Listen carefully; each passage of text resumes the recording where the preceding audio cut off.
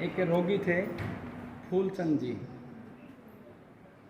और उनका पुत्र है, बहुत बड़े गौ प्रेमी हैं, गौ माता के लिए बहुत अच्छा कार्य करते हैं और गौ माता ने खूब कृपा भी बरसाई उनको। उनका कैंसर ठीक हुआ, कुरुकुल से ही कैंसर ठीक हुआ। ठीक होने के बाद एग्जैक्ट कारण तो मैं नहीं बता सकता कि कैसे क्या हुआ, लेकिन उन्होंने एक वैक्सीन ले रखी थी। मेरे जीजा जी 10-15 दिन पहले एक्सपायर हुए हार्ट अटैक से, उन्होंने भी वैक्सीन ले रखी थी। आप ऑब्जर्व करोगे कि जिन लोगों ने वैक्सीन ले रखी है, पिछले साल के मुकाबले इस साल हार्ट अटैक ज़्यादा आए, आगे भी ज़्यादा आएंगे। मैंने उस समय भी बोला था, यूट्यूब डिलीट कर देते हैं, वीडियो डिलीट कर देते हैं, पूरा चैनल उड़ा देते हैं अगर इसके ऊपर बोलते हैं तो, क्योंकि ये भारत का षड्यंत्र नहीं है। इस वीडियो को शायद मैं डाल भी नहीं पाऊँगा, डालूंगा तो स्ट्राइक आ जाएगी या चैनल डिलीट हो जाएगा। नहीं चलने दो, वैसे देखेंगे इसको, फेसबुक कर देंगे। तो वो सबसे बड़ा कारण है। जो लोग वैक्सीन ले चुके हैं वो घर में गाय ले आए अगर बचना है तो, अन्यथा अगले 10 वर्षों के बाद आप देखोगे 50 वर्ष से अधिक के व्यक्ति आपको दिखाई नहीं देंगे, गिने चुने दिखाई देंगे जो लोग वैक्सीन ले चुके हैं। क्योंकि ये रोगी ठीक हुआ, ठीक होने के बाद इसको दोबारा से समस्या हुई और ख़त्म हो गया। और मुझे दुख क्या हुआ कि उसने जब कुछ कमेंट किया चैनल के ऊपर, तो मैं समझ नहीं पाया कि क्या हो गया इसको। मैंने सुबह फ़ोन किया, रात्रि में जब मैंने फ़ोन किया उससे बात करी तो उसने मेरे को बताया कि पिताजी ख़त्म हो गए। पोस्टमार्टम रिपोर्ट में ये आया कि हार्ट अटैक से ख़त्म हो गए, लेकिन उनको खून की उल्टी आई थी, शायद उनको कैंसर दोबारा हो गया। इस बात का मुझे भी नहीं पता कि वो कैंसर से ख़त्म हुए या हार्ट अटैक से ख़त्म हुए। पोस्टमार्टम रिपोर्ट में हार्ट अटैक आया, क्योंकि कैंसर भी रिपीट करता है। ऐसा नहीं है कि एक बार आप यहाँ से ठीक हो गए। पहले मुझे ये भ्रम रहता था कि आयुर्वेद से ठीक होने के बाद रिपीट नहीं करता है, लेकिन जब प्रैक्टिकल मैंने उस चीज़ को किया तो मेरे यहाँ रोगी रिपीट हुए, 27 के आसपास रोगी रिपीट हो चुके जो मेरे संज्ञान में हैं। तो मुझे ये महसूस हुआ कि ये आयुर्वेद में भी रिपीट होता है। तो मैंने एक प्रोटोकॉल बनाया कि 5 साल तक रोगी आएगा, हर 3 महीने आएगा, हम समझाएंगे ये खाना ये नहीं खाना। किसी का जीवन बचाना मेरे हाथ में नहीं है, मेरे हाथ में सिर्फ प्रयास है। और मैं इस दवा को कभी देता भी नहीं। मैं तो चाहता हूँ गांव-गांव जाके लोगों को जागरूक करूँ, वो मेरा मनपसंद विषय है। लेकिन दवा मेरी मजबूरी बन गई और बहुत बार मन उदास होता है कि रोगी ठीक नहीं होते। लेकिन जब मैं पैरेलल देखता हूँ, इतने सारे झूठ इस देश में, इतने बड़े बड़े आयुर्वेदाचार्य जो दावा कर रहे थे कि 50,000 कैंसर रोगी ठीक कर दिए, 1,000 ठीक कर दिए।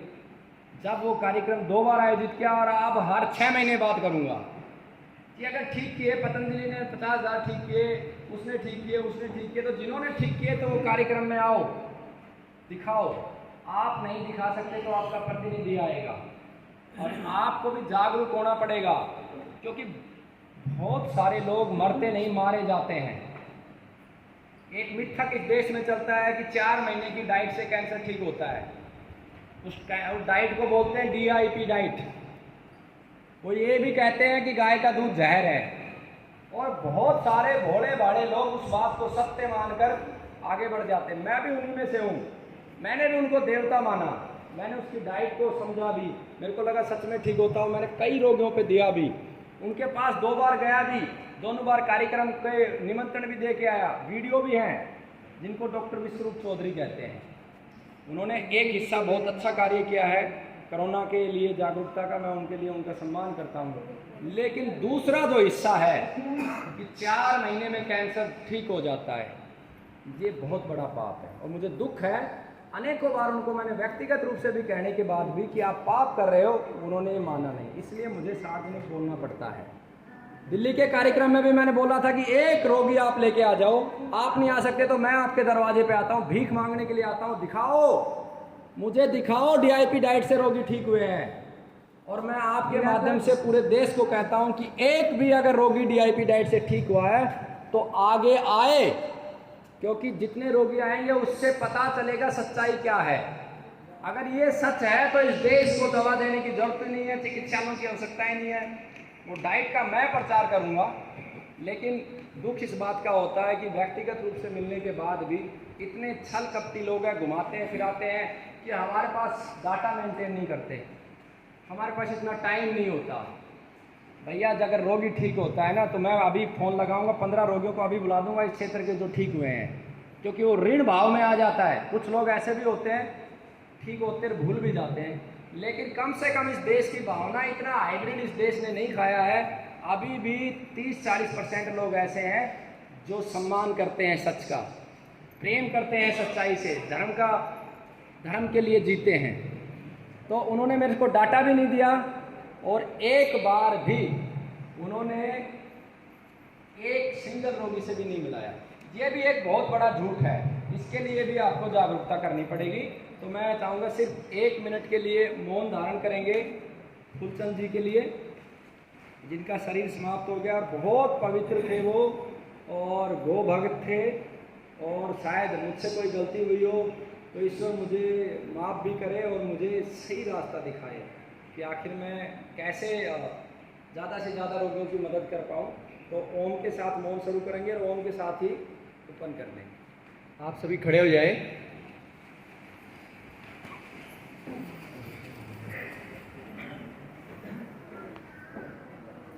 ओम